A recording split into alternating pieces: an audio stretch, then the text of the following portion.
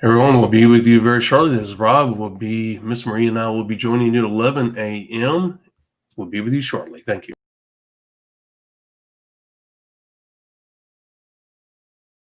Welcome to the MLM Solution Podcast Show, where you'll learn the facts and hear the truth about the network marketing industry. Here's your host, Rob Cootie.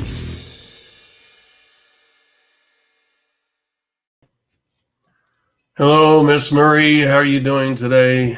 I am doing fantastic, Rob. How are you? I'm feeling much better, and I'm able to, as you can tell, I'm in the office.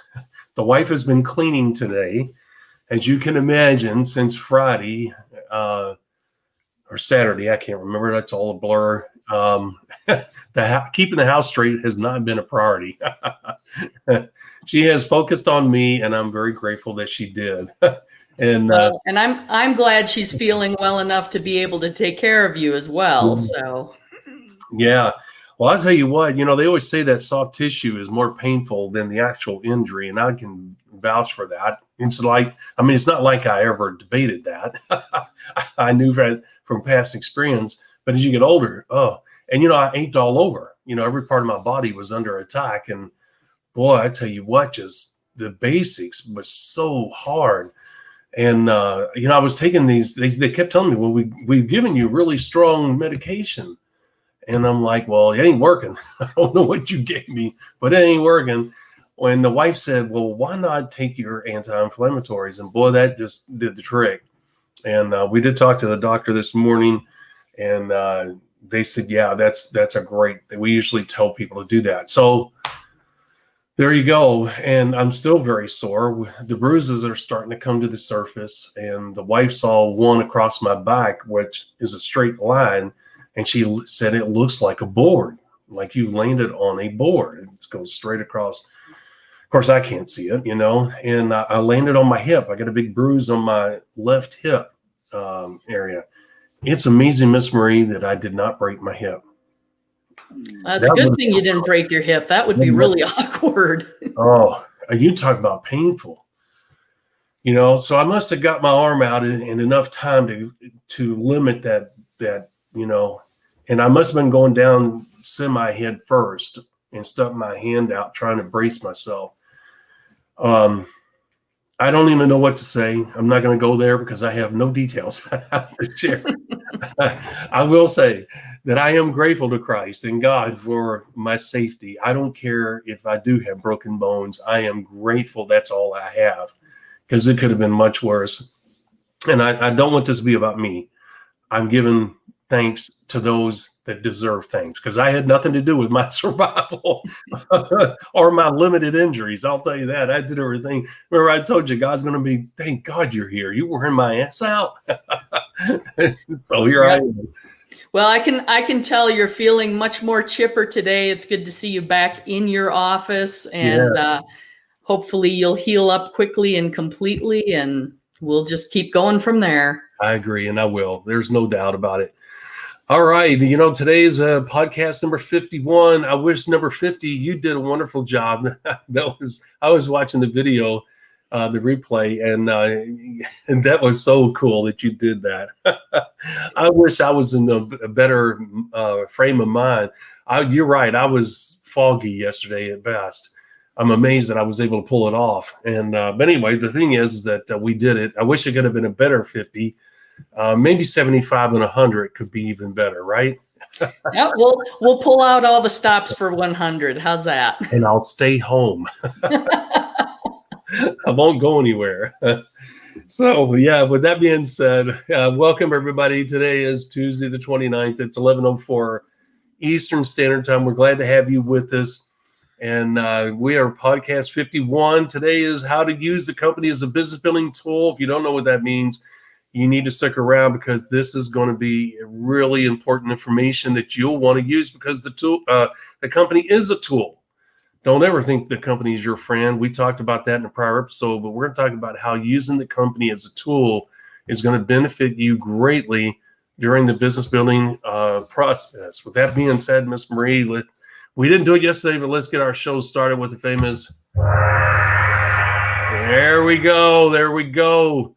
All right, Miss Marie, I hope you're having a good day today. We got a good subject to talk about, and hopefully it'll be under an hour because it's really a simple, straightforward bit of information that people need to know about. Because you want to leverage every tool you have in the network marketing business model. You want everything working with you, and we talk about that all the time. Have the business model working with you. And now we're going to be talking about some tools, and people don't look at the company, Miss Marie, as a tool. I don't even know if they look at the product as a tool. Well, exactly. And I think this follows on really well to the episode we did yesterday. We talked about the network marketing hokey pokey, where you have 1 foot in, 1 foot out in terms of your relationship with the company. And I very purposely did not bring this up yesterday because I knew we were going to cover it today. Is that part of the reason you do that 1 foot in, 1 foot out is because you're using the company as a tool to build your business. And I'm looking forward to getting into more information on that with you here today. So, well, it's a fun topic for me to talk about because it's one of those hidden gems that most people don't know about. The one thing that I did always understand is that the company was a tool. I totally got that. I didn't understand the totality of it and the grand picture of it all until I gained more experience and knowledge. But I definitely understood that it was a tool. It was part of the process. I got that. What I didn't understand back in those days, as I stated before, was the real role of the product. I was more of a product person back then because I didn't know any better. But anyway, I understood that, the company takes care of the paperwork. They take care of the pay. They take care of customer service issues, product development, shipment. So I understood. I mean, to me, that says, hey, it's a tool. I'm tapping into this production machine. And guys, you have to realize that, look, your Amway's, Nu Skins, and Mary Kay's, they're companies. If you go to I've been to the world headquarters of some of these companies, and guess what? You touch them and they're brick. You walk through a front door and they're air conditioned, and they have reception people there. Guess what? If I go to a Microsoft, I'm going to walk on a concrete sidewalk and touch a glass door to walk into a concrete building, okay, or a brick building. So what's the difference between the two? One has Microsoft on it, the other one has Amway or Nu Skin, whatever. Okay. Matter of fact, Amway and Nu Skin have more going on than Microsoft. And you say, well, how can you say that? Well, does Microsoft produce, thousands of products and ship them all across the world? They have basically one major product, which goes on all your PCs. Totally get that. Total respect for Microsoft, not diluting that whatsoever. But what I'm doing is making a point here. Amway's more of a production and distribution and warehousing company. Microsoft does not do that. Amway has to maintain all that, just like Walmart. Walmart sometimes produces their own products. Not all the time. They've gotten away from that for a large part. But there was a time where they were producing some of their products. They would warehouse those products and they would ship those products. How's that different than Amway, Nu Skin? It's not. Okay. Matter of fact, Miss Marie, I would say Amway is as close to a Walmart in the network marketing business model as any company out there, because they do exactly the same thing. They have the exact same facilities, exact same product tracking, inventory system, everything that Walmart. And I don't mean identical, same brand, all that. And that's not what I'm saying. They use the same technology, the same mindset, the same approach to monitoring and moving their product as Walmart does. I would agree with that. And I think that's something a lot of people don't necessarily think about, is that you have the production facilities, the manufacturing facilities, the distribution facilities, all of the stuff that takes place in the back office in terms of accounts payable, accounts receivable, inventory tracking, all those things that go into just about any other major business there is, especially retail businesses, I think have the most similarity with network marketing companies. Yeah. And so I bring that point up because I want people to understand, number one, there's a similarity between network marketing. Well, we're trying to break down this negative barrier that people have about network marketing, that it's this alien business format that is unconventional and partially shady, et cetera, or it really doesn't exist.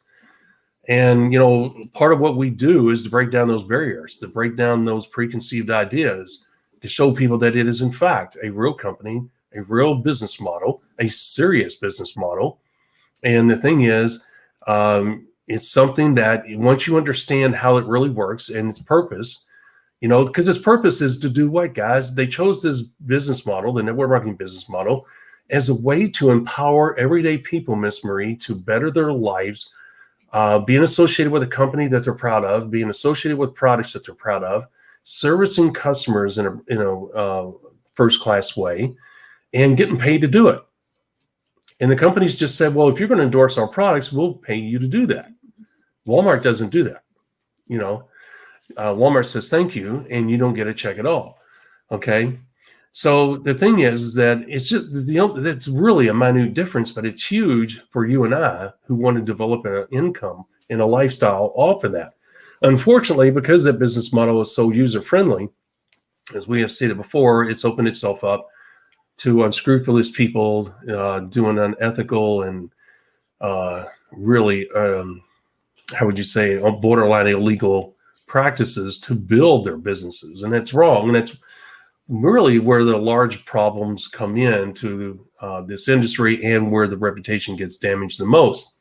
So now that we've set all that up, we're going to be talking about why the companies consider the tool. Well, we just touched on it a little bit, and it is the fact that it takes care of your pay, it takes care of the shipment, it takes care of the research and development, it takes care of all the mundane things that you would have to deal with if they didn't.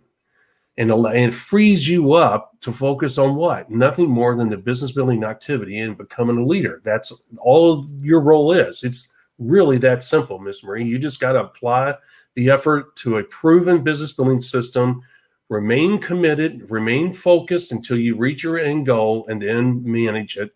I really don't like saying that because you really don't manage your businesses as you now go into a different phase, which is your figurehead, if you will, which we'll talk about later because that's all advanced. We don't need to get into that. But that's the process. The process is that simple. You choose a company that's in the early stages of exponential growth. You tap into that timing wise. Use a proven business building system. You apply your efforts, talents, abilities into that proven business building system. You do that until you reach your goals, and then you become a figurehead. Okay, it's literally that's the process. Okay, and the company handles everything else. And your biggest problems is you become an HR person. When you say, Miss Marie, an HR manager, kind of, we call it a figurehead, and that is what it is because your presence among your organization fuels their fire, that fuels their imagination, motivates, creates that burn in their belly. Okay, because they got to speak with you, they got to meet with you, and they're in awe of what you've accomplished in this business model, and they want to do the same. So that's what your role is. But Miss Marie, you really are an HR manager. You're logging into your software every day, looking at your numbers in your back office, and you're making adjustments if necessary and addressing issues if necessary. So I would say that kind of falls into the HR role, wouldn't you? Yeah, I would agree. And a lot of that HR role, that human resources management, boils down to continuing to encourage people to follow the system that has created your success. It's proven. You have the stories. You just want to keep reinforcing that. So it's almost it's a managing, training, mentoring type of position that you're in to help move people along that same success path, that same success journey that you've followed. And of course, you use that figurehead term, and that's almost what they're looking to you as, because after you go through your 90-day mini blast, your follow-ups, you're working with your leaders, you're going to build to an income level and a success level that a lot of other people are going to aspire to. And that doesn't even necessarily mean making $1 million a month type of thing. No. There's always, if you look at the success journey as a continuum, we're always behind some people, but in front of others. And those that we're in front of, they're looking to us as an example, to lead by example, and to continue again to reinforce that system, those proven steps that they can also take to continue along and follow in your footsteps. And, you know, I love the way you put that, behind some, in front of others. And that's a really great way of putting it. So that's awesome. I never thought about it that way and never heard that. So way to go, Miss Marie. That was an awesome example, and a very clear and concise one at that. So yeah, I agree with 100%. And I'm not saying that the company handling the products and the research and development, shipment, et cetera, that's not the tool. Okay, that's not the role tool that the company that I'm talking about. The role. Here's how you use a company as a tool. During the recruiting process, as you know, Miss Marie and I advocate, and that's the way the professional business would do it. I'm telling you, if you get the call letter and you read it, if you read the books, Richard Call himself, and I quote him all the time because he's really kind of my main mentor, although there are other guys out there that do the same thing. I could say the same thing about Randy Schroeder. I could say the same thing almost about Eric Worre. These guys are not product people. Okay. And there's a reason for it. All right. Does every professional business builder believe in that approach? As far as I know, yes. The ones that I know, I cannot say the word every. I don't believe in 100% outside of the sun coming up, outside of taxes, outside of the fact I'm going to die someday. I don't go into 100% because life is going to come around and kick you in the butt for saying that. Okay. So common sense tells you that it can't be 100%. And now we admitted the other day that sometimes people get the product approach to work, and that amazes me in today's environment, especially, but it doesn't always surprise me because human beings are capable of amazing things. So we don't Miss Marie, and I would never knock somebody for doing that. We would go up and shake their hand and probably laugh right along with them, saying, "That's amazing that you did that." Okay. We would be in awe of it, to be honest with you, because we understand how difficult it is. Miss Marie, you've lived it, leading with the product, because you're not getting people to do what? To see the vision, the ultimate vision. And what do people want from this industry? More money, more personal freedom, and a better lifestyle. Well, the product doesn't reflect that. Okay, and your message about the product doesn't reflect that. You're talking about ingredients, price, and blah, blah, blah, comparison, et cetera, et cetera. So anyway, the point is, guys, is that the role the company plays during the prospecting process is if you're leading with the opportunity, saying, hey, here's an opportunity, a financial opportunity, tap into this growing company to better ourselves financially. And I'm paraphrasing things here because it's not the purpose of this particular episode. What we're doing, we don't talk about the company. We don't talk about the product. You say, well, how are you using the company as a product? Here's how. As a tool. When we send them to the website to learn about the company, and if they start during the follow-up, they said, well, who ships the product? Who is the development behind this product? We're always deferring to the company, and we're always going to edify the company. The company handles that. They do a great job. They've never had any shipping issues. These are the things that we will say about the company, not to quote unquote go down that product path. What we're saying is that we're edifying the company, showing them how professional the company is, how well the company has its act together, how they do address issues and get those issues taken care of right away, how they've expanded into foreign countries, how difficult that is. Now, that's not information I spill out during the follow-up, Miss Marie. I only answer those things if they ask those questions during the follow-up. Why do I say that? Because when I meet with them initially and they ask a product or a personnel or a company question, I send them to the company website. We never talk about the product, the ingredients, none of that. Okay, why do we do that? We've gone through that. I'm not going to get into a lot of it, but it has a lot to do with duplication, has a lot to do with professionalism, has a lot to do with quickness and posture. There's so many positives that come out with a short, concise, to the point message. Okay, and you'll leave a bigger impact doing that and not talking about the company or product. The moment you do, they're going to say, oh, network marketing, and they're going to shut down.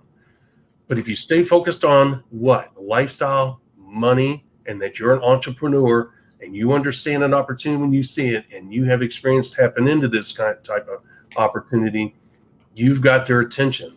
This is not something they've heard before. They want the same thing. You're speaking their language and they're listening. They're not shutting down. Mentally, their ears are still open and they're receiving that information. That's what you want, that interactive environment. All you're asking from your prospect is a fair chance for the next minute, maybe a minute, 15 seconds, to get your message out to them. That's all you're asking them. And if you use certain keywords, they're going to shut down and you're not going to have that minute. It's over, right, Miss Marie? Yeah, and that's why we focus on the music to the ears message, and we have a very important product built around that. And I'm looking forward to getting that out to the masses again. I am too. Coming soon. I was working on it one-handed. Thank God I'm right-handed. But I was working on that as we speak. I mean, before the show, I didn't work on it last night like I should have, but I was wore out. I'm really tired. I've been sleeping a lot. But anyway, the thing is that you have to realize that we're using the company as a tool, reputation-wise and functional-wise, because we're showing them, hey, the company handles all that. We don't deal with that stuff. I'm a business builder, because remember, during the Music to Theirs message, I'm bragging about the fact I have the knowledge and experience. I'm a professional business builder. I am not a network marketer. I look for companies like this because I see the financial opportunity. If I'm telling the truth, then when we do the follow-up and they ask questions, well, that's what the company handles. I'm a business builder, okay? Because if I don't back that up, guess what? Then I'm lying to them. They're going to think to themselves, well, they said during our initial meeting. So now they're starting to question my integrity and my intentions, and I'm shot myself in the foot during the follow-up, okay? If you tell the truth is always the same. So you don't have to worry about what you said during the initial meeting. During the follow-up, I'm telling the same story I told them before. I'm a business builder. I'm not a network marketer. I'm not avoiding the word network marketing. I'll say it all day long if you want me to. I'm not ashamed of that. But I'm not a network marketer. That means something totally different. I'm a professional businessman. I'm all about money. I'm all about the lifestyle that money can get me. I understand when companies in this industry provide me the ability to make that kind of money. That's what I'm looking for. People like you that understand that. And see, Miss Marie would understand that. That's her language. And her ears would perk up. Even if I was on the phone and couldn't see her, I could tell by her silence that she's listening. And that tells me that she either has prior networking experience or she's interested in what I'm talking about. Okay. Now it's natural for her to say, well, what company is this? You know, that's curiosity. She's going to ask those questions. And guess what? When you send them to the website, that website reflects the company. It is still part of the tool. Even though it's not the physical company, it is a calling card, a business card, an online business card to Marie. What is it doing? It's edifying and promoting that company. And she's going to learn. If she had any doubt at all, she's going to learn that this is a networking company. This is the products that they offer. These are the countries they're in. Here's the leadership line. Here's the comp plan. The company's most websites have pay plan videos, right, Miss Marie? So people can see how they get paid. They have testimonials on there about the product. There's not much that Miss Marie cannot learn about the company and the opportunity by going to the website. Now, here's the thing. When she goes there, she's going to say, well, when I talked to Rob, he was talking about being a business builder and about this company's growth and how he makes money off of it. I need to talk to him again. I mean, that makes sense. And I want the lifestyle. You know, she's talking to herself. I look forward to talking to him again because I need to get this clear. Okay? Because I see what the company's about. All this makes sense to me. But what he was talking about, I'm not really sure I understand how he's doing that. And typically that's how the conversations during the follow-up, the first follow-up at the second meeting with us two go. That's how people have those kind of questions. And because I've done it so many times, I'm mentally ready, but I do have a checklist because I believe in checklists. You know, it's like getting in a plane. You go through that checklist and you might have flown 1,000 flights. Well, guess what? You go through the checklist. Why? Because your life depends on it. Well, why do you do this here? Because your livelihood depends on it. Okay. And I like to take pride in the fact that I can remember things, but I'm human and I may make mistakes. And it's not a hardcore, Miss Marie, checklist, but it is a checklist that it helps me focus in on the questions that typically I get during that follow-up. Okay. And I'll just set it up where I can glance at it. Okay. If they don't ask the question, I don't bring it up. That's not my goal. That's not the purpose of the checklist.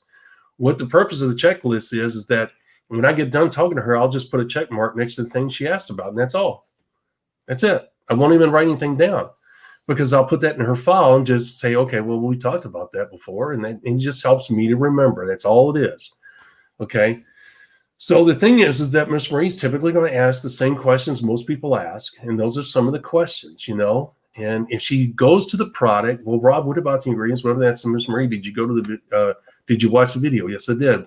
Miss Marie, I'm not a product person. Why am I doing that? Number one, I'm not lying to her. I'm not a product person. Number two, I'm not going to get in an ingredient per ingredient comparison or fight over why this either does have an ingredient or does not, or why, you know, the price and of the product. I'm not going down that road. This follow-up will never end. It'll be an ongoing thing about ingredients, about comp plan details. It'll never stop. One of these will lead into another. I have to be firm. I have to be strong as a leader, and I have to stay the course. And I cannot allow this to go off course. Why? Because if I'm building a business, I've got another meeting I've got to do after Maria. I don't have time for this stuff. On top of that, I got to set the example. If she joins, I can always go back and say, Miss Marie, remember when we talked and we did a follow-up? I kept you on course. I didn't allow you to go down. Here's why. And what am I doing? Duplication. I'm showing her how to do the business right, how to control the prospecting process, get a decision, and move on and start the duplication. Okay, so I can't back down. I can't deviate. And I've got to do it over and over and over and over. Always the same. Right, Miss Marie? Well, and it's that duplication component that's really the key. And I knew you were eventually going to land there because that is the important part. Absolutely, your time is valuable. And in that follow-up, you want to control the conversation, keep it as brief as possible. Also, why you're not answering questions that they're not asking because it's information they either don't need or they're not interested in. But it's setting that example, how that process is going to be replicated, duplicated throughout your organization. Because if you're on a timeline, you're using that checklist, you're being concise in your answers, and you're keeping the conversation focused and not going down those product rabbit trails or compensation plan, holes that you can get into. Your people are going to learn to do the same. And the other thing that it does is it helps prevent them from being intimidated. Because if you sit there and you rattle off all the product ingredients or you rattle off all the details of the compensation plan, they may not literally think it, but in the back of their mind, the thought that's going through is, oh my goodness, I need to learn all this stuff before I can start having these conversations with people. There you go. And that is not what we want them doing. That's one of the things that, people get trapped in, that getting ready to get ready to talk to their prospects, is because they always think they need to learn more information. And I'll confess, I was one of those people early on. Absolutely. Because that's what I was exposed to. I was exposed to people who were very product focused, and it was like, oh my goodness, I have to learn all this stuff before I can talk to people, because I am a very left-brained logical person. And I absolutely hate being in a situation where somebody asks me a question that I feel like I should know the answer to, and I don't. Yep. So I wasted a whole lot of time learning things I didn't need to know before I ever started prospecting. And that's a trap we don't want our people to fall into. And you didn't realize, I'm sure like I didn't, that you were getting in a trap. You thought you were doing the right thing. Yeah. Well, especially starting out in this industry, you don't know what you don't know. That's right. And you didn't realize you were slowing your business down. Guys, let me, because we're giving you a lot of golden nuggets here of information, which is wonderful. But I mean, they're all related to the subject. So keep that in mind. But Miss Marie, I also want to bring up a very important thing. When you do go down these rabbit holes that she's talking about. And let me clarify this: the checklist I was talking about is for me. If we don't talk about a subject on that checklist, I don't bring it up. I'm not going down that rabbit hole. Okay. I'm going to talk as much as possible. And I don't mean like I do on these shows. You know how I'm going to talk? I'm going to ask her questions. You know what my questions are going to do? Lead her to, on a scale of 1 to 10, the ultimate question. On a scale of 1 to 10, where's your interest level? Okay. When she gives me an answer based on that answer, okay, if it's now in this case, if it's a 5, Miss Marie, I'm in trouble. If it's a 6, I'm borderline. If it's a 7 and above, then I'm feeling good that you might join. Okay. And if it's a 5, and we'll talk about that in a future episode. If it's a 5, in this case, you know what I'm going to say to Miss Marie? Miss Marie, what can I do, or what can I say that will get you to a 7 or an 8, your interest level? Okay. Now, I should back up a little bit, because I'll say, okay, Miss Marie, if she says a 5, I'll say, okay, is there any reason that you won't join right now? Okay. I should say that first. Okay. Because that's the question. No matter what her answer is on that scale, I'm going to say, well, are you ready? Okay. I know that she says 5. I know that she's borderline. Okay. But I want that answer anyway, because she might say yes, even at a 5. So while the iron's hot, I need to strike. Okay. Now, this is not about prospect. This is about the same subject, but we're just taking a moment to clarify this process.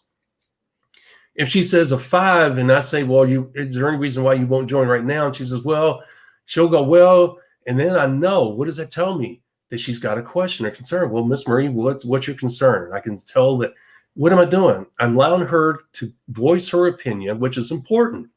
Okay. And it's going to build confidence, because I'm showing concern for her questions. Okay. Her uneasiness. And she likes that. And so she's going to verbalize what it is that's holding her back. And I'll say, well, if I answer that, does that get you to a 7, an 8? You know, and she'll tell me, well, yeah, I'll probably be a 7, 7.5. Okay. And then I do what I can to get her, but I'm always going to defer back to the company. I'm not going to answer that question unless it's a short, simple, easy question. And I'll tell you why this is important in a minute. But you never want to be the answer man. You don't. If it's a short, simple answer, 2 or 3 words, 4, whatever, you might be able to do that. Okay. Like if Marie says, well, hey, does this company pay $1,000 on, moving 5 products? The answer is no. I can do that. I don't center the website for that. Okay. Those are simple, easy, straightforward answers. I'm talking about where you can see complication coming in, confusion. You don't do that. You center the website. All right. So why is this so important? Look, guys, if you're going to build speed and urgency, it's not just a 90-day mini blast, which is the main portion of speed and urgency, creating that speed and urgency. The only way your business catches traction is by speed and urgency, creating that speed and urgency. Okay. One of the ways that you create the speed and urgency is not just by the 90-day goals that you fill out, but also the speed at which you go through the prospecting process. And if you slow down that process by being the answer man, guess what Marie's going to do?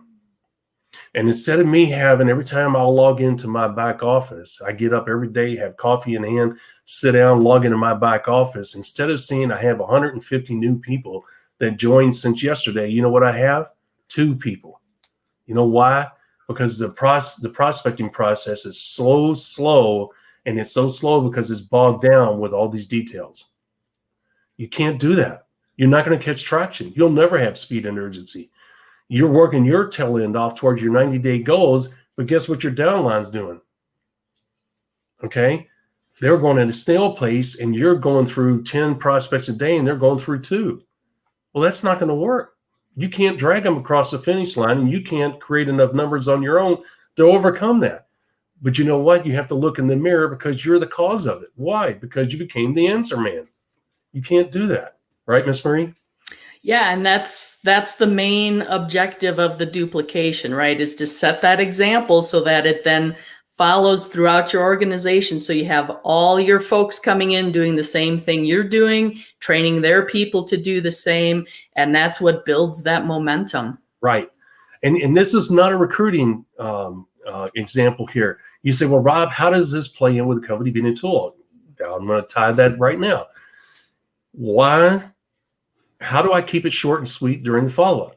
I always defer to the company. You say, Rob, well, how is that quicker? I'll show you how it's quicker.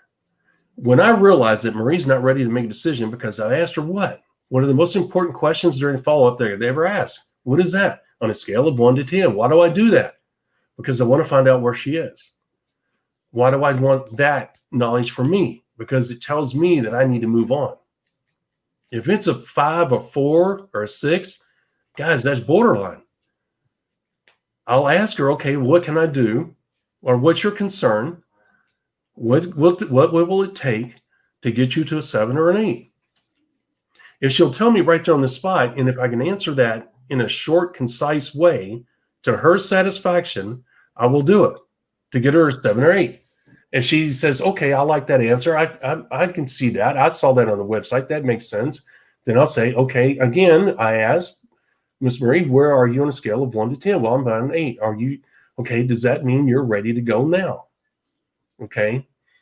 And if she says yes, we go through the sign-up process, and what do? We start the training right away. Why? Because I need speed and urgency. I can't slow it down. I can't say, well, I'll get back with you later. Okay. Now you say, well, you said you have a next appointment after Marie. Yes. But here's where experience comes in. You know what I tell the people?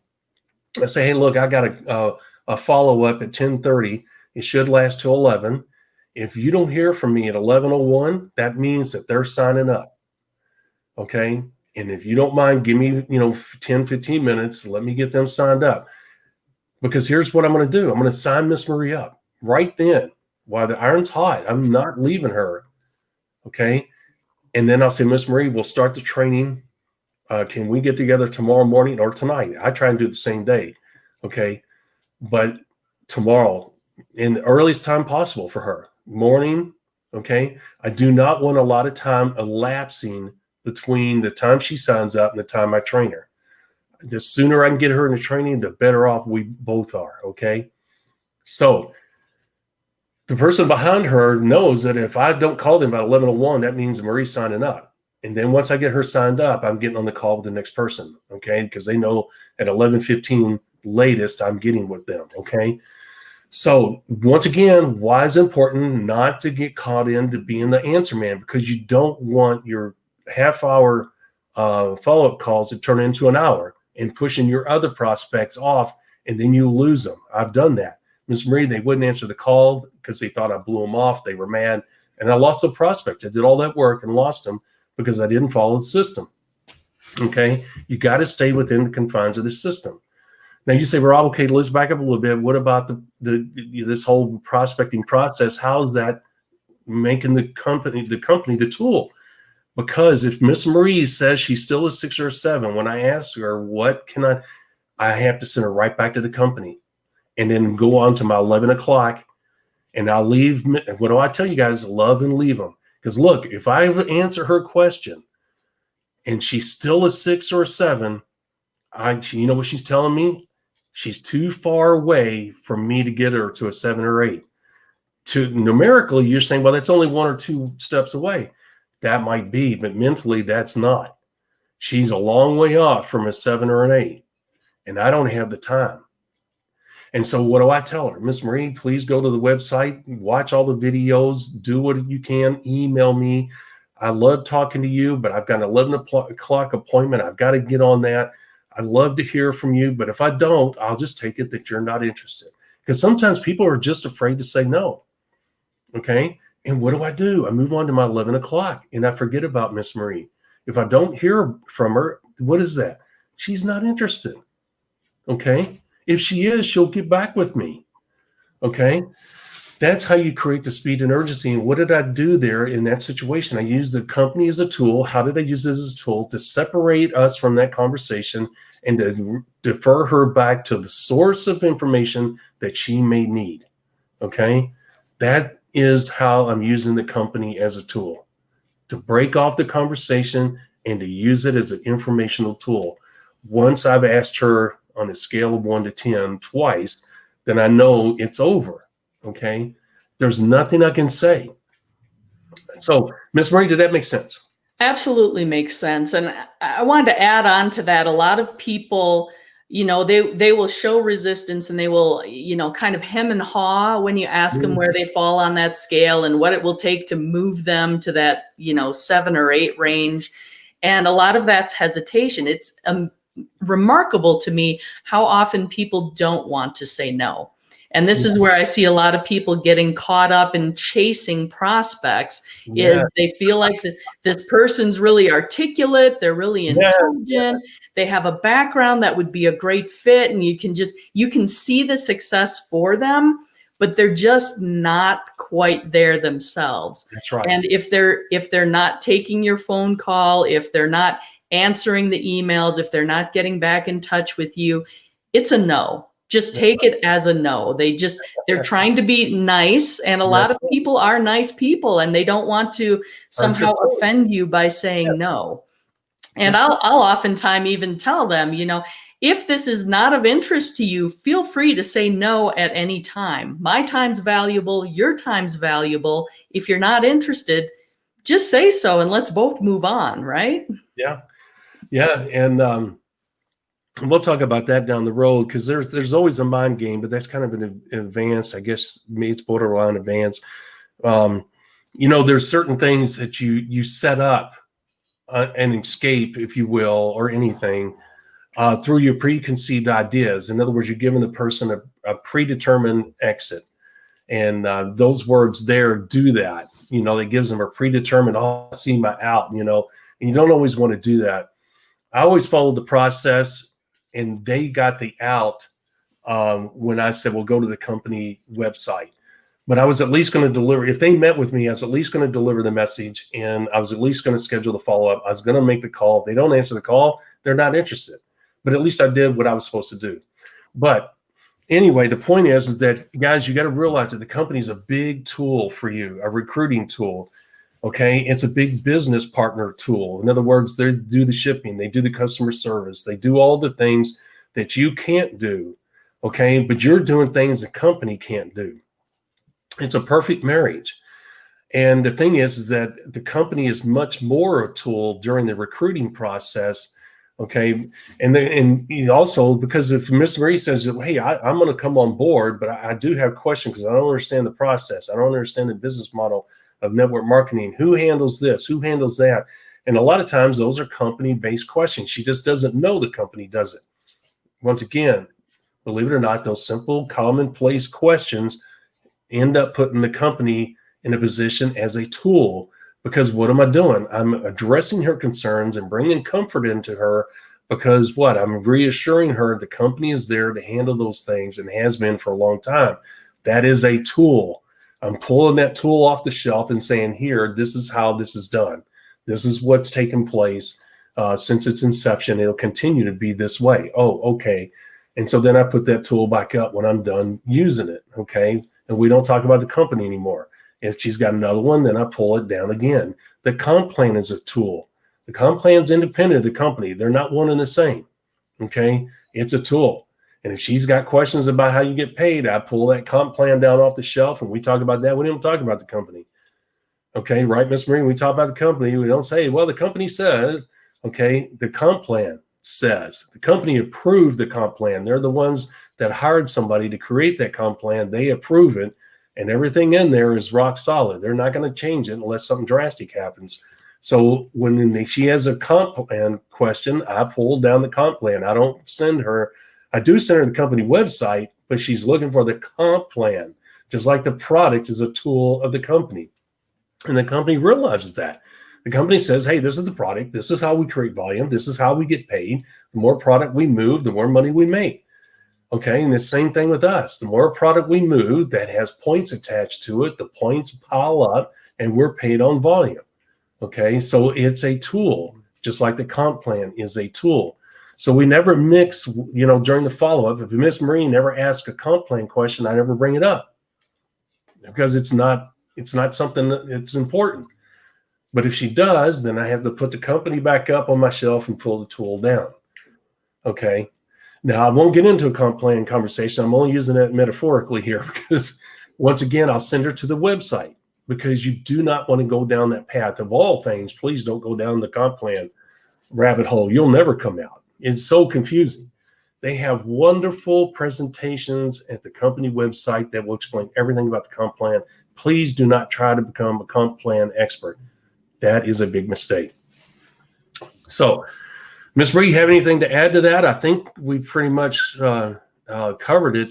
I mean, we can go into more detail about how the company plays as a role as a tool and this and that and this and that, but they get it. You know, we just got to get them to understand that the company is nothing more than a tool. It never plays an important part in the business building process outside of fulfilling all the traditional roles that a company fills. Yeah, and I would say ultimately, you know, the company as a tool in my mind is I am looking to build my business. Yeah. I want a certain level of financial success, time freedom, lifestyle that I want to attain. Right. And I am ultimately leveraging this particular company that uses the network marketing model because it's going to help me achieve my goals. And as we talked about yesterday with a 1 foot in, 1 foot out concept, sometimes you have to swap out the entire company as the tool that you're using if for some reason that company's beginning to fail, the company's closing its doors, whatever the case may be. So the entire company itself can be a tool that could need to be swapped out at some point. That's right. And that was so well said. That's probably one of the most powerful things you've said. That whole paragraph there was very clear, concise, and very descriptive, and just wonderfully spot on. And I hope you guys will, if you didn't catch that, go back and listen to that, because what she just said epitomizes what we're talking about. Additionally, Ms. Marie, we have to get people to realize that the company is, we have an episode on that, and look, the company owes you nothing. They'll get rid of you in a heartbeat, okay? And you owe the company nothing. And that's one of the greatest mindsets, Ms. Marie, that you can have to make the company a tool in your mind. Guys, you're not joining that company. You're not related to that company. You have no kin there. You're not married to that company. You're not dating that company. Don't have an emotional attachment to that company. Look, you can like the product. You can like the leaders of the company. You can like the founders of the company. That's great. That's not what we're saying. Guys, that company, I promise you, will get rid of you in a heartbeat. We have an episode on that. Don't ever think that company loves you, even if you are the number one earner in the company. Matter of fact, you're a bigger threat to them as the number one earner than you are if you were the number 10 earner. Okay, isn't that right, Miss Marie? That is accurate. Hey, when you're number one, you always have a target on your back, right? Because somebody either wants to take your place, or in the case of the company, you're the number one earner. Guess what? You're the company's number one expense. Or moneymaker. Yeah. That's what I mean, and think about it. If Nu Skin got rid of Richard Call, look at the gaping hole that would have left in that company. And they probably would have never recovered from that. They wouldn't be what they are today. And I'm sure they would admit that because the numbers bear that out. So the point is, guys, if you are, believe you me, if you're in the top, I'd say the top 10 based on the company, each situation is different. If you're in the top 10 in a new company, you've got a lot of power, and it scares that company. And don't think for a minute that they won't get rid of you. If they can get rid of you and keep your downline, guess what? Because if Marie sponsored me and I was bigger than Marie, and the company was scared of me, and they say, Rob's a wild gun, we can't afford to have him around, he's built this huge business, we got to find a reason to get rid of him because he's a wild gun. He may get up and take his whole organization to company XYZ over here for an extra penny per, distributor. Okay. And they'll take me out, get rid of my distributorship, and give my downline to Miss Marie. Okay. Because I'm a threat to them financially. All right. So don't ever think the company is your friend. They're not. It's a business. They're your business partner if you want to look at it that way. And look how many business partners go their own way. Okay. There's more business partners that split up that stay together. You may read about the successful ones that stay together, but I'm going to promise you there's a whole lot more that end up in the courts than there are that don't. So don't think that the company is your friend. They'll pat you on the back. They'll give you awards. They'll give you bonuses. They'll give you trips. But trust me, the moment that they think you're a threat, you'll see the other side of that company, and it won't be pretty. Well, and again, Rob, this is information. Our audience, they're not going to hear it anywhere else, right? No. These are the things that it happens in the industry. It's truth in the industry. We've experienced it. Plenty of other people have experienced it, but it's not necessarily something you're going to hear about. It's a little bit of that dark underbelly, just a little bit that comes with the industry.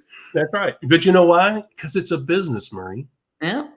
That's what it is. It's business. It's about the money. And you know what? We had a great subject today, and I think we really touched on it. As I said, we could go deeper in this, but you know what? No matter what example we use, no matter how far we dig, it all comes out to saying the same thing, that the company's a tool. That's all it is.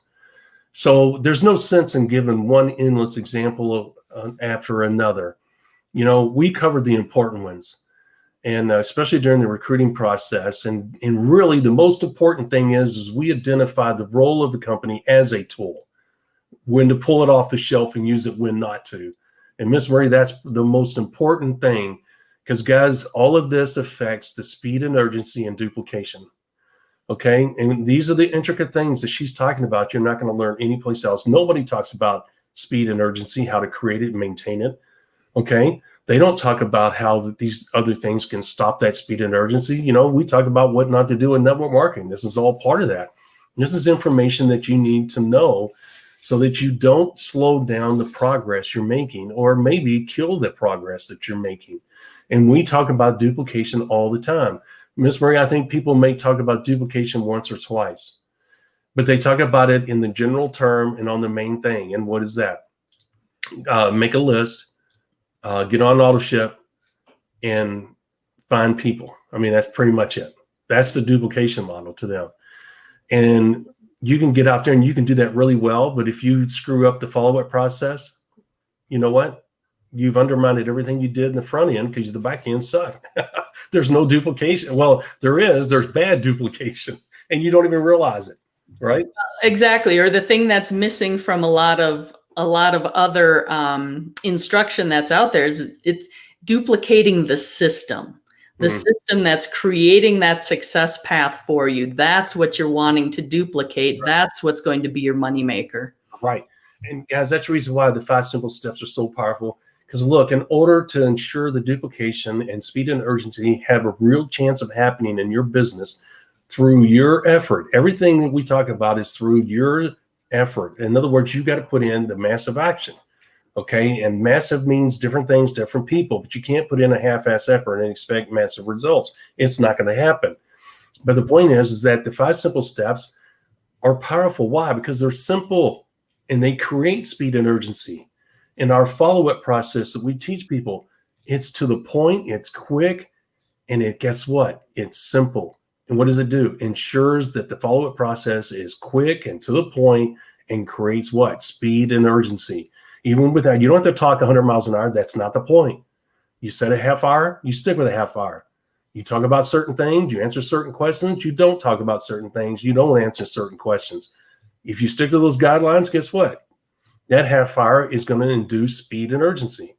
And then before you know it, you're going to log in your back office someday and you're going to see 150 people sign up in your whole organization in one day throughout your leaders' businesses. Okay. So your business grew 150 new people, not only customer wise, but also business builders, because you ensured the duplication had a chance to start and maintain itself. Why? Because you stuck with the simple rules that we teach you guys. If you do that, guess what? You have a chance. You have a chance for this thing to take off and really, and look, that's what you want. You want it to you got to do the 90-day mini blast, and it all starts with filling out that 90-day goal sheet. And if you follow the simple things, you're on your way. You're on your way. The duplication process will start. Miss Marie, I'm going to be finishing up based on my arm. I mean, I can make videos, But Miss Maria, I am in the process of writing a script on a training video for people when they join our organization. I have some there, but they're in different sections. They're not all together. Okay. People learn in short spurts. So I'm creating a video that will highlight the simple steps that we're talking about right now. You remember the documents and quick start documents to ensure this episode here, on and on, ensuring that they address the duplication process correctly. And I don't mean, hey, do this right here. Here's this step, like the checklist that we created and all that.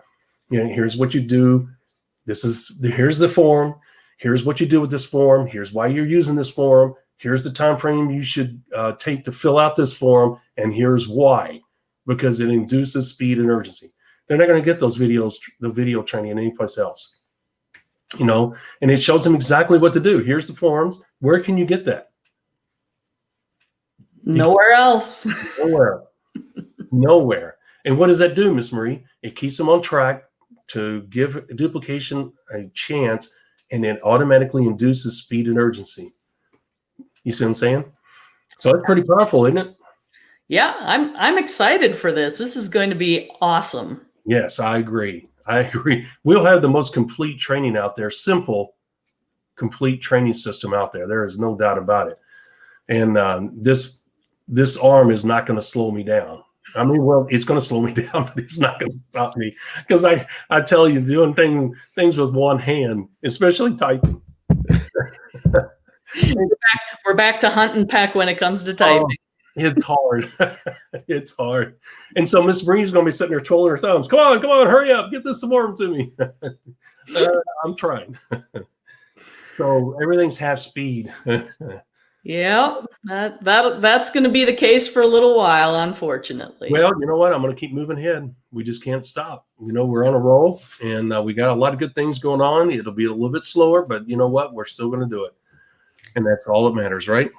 Excellent. Well, I'm excited. And as always, folks, if you understand the points we're making, if you like the information you're hearing, give us a thumbs up, let us know. And of course, on all of our social media platforms, if you will please like, comment, share.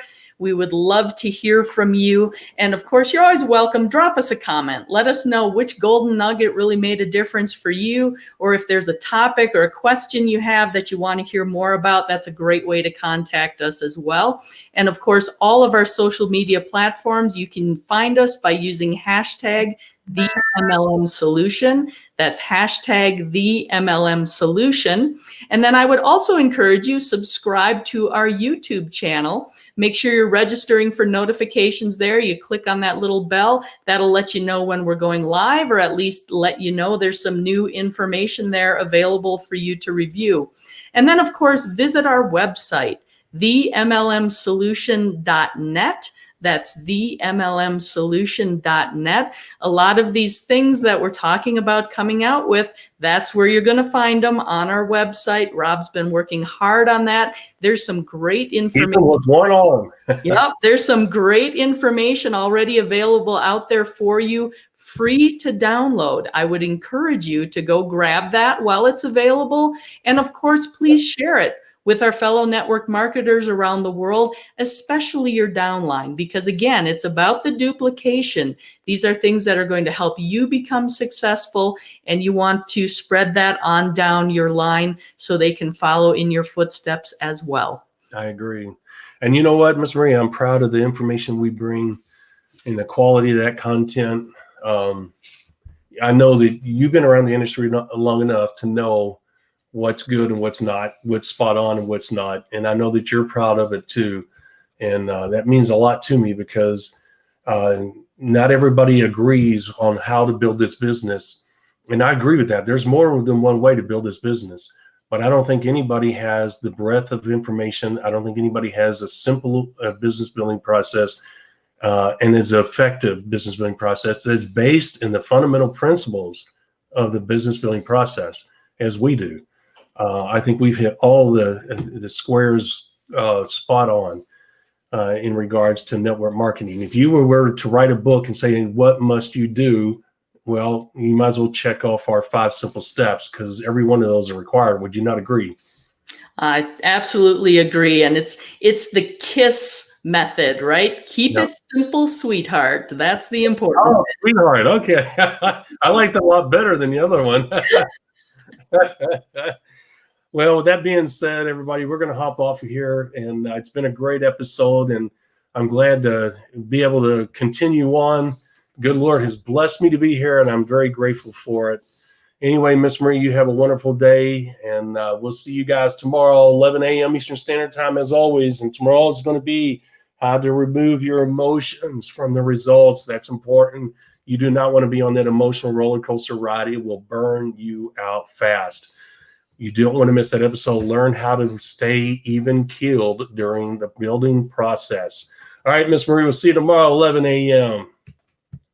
Thank you for listening to the MLM Solution Podcast. For more info, visit our website, themlmsolution.net. Please follow us on the following platforms: Facebook, YouTube, etc. And share this podcast with our fellow network marketers around the world by hitting the share button on our various platforms.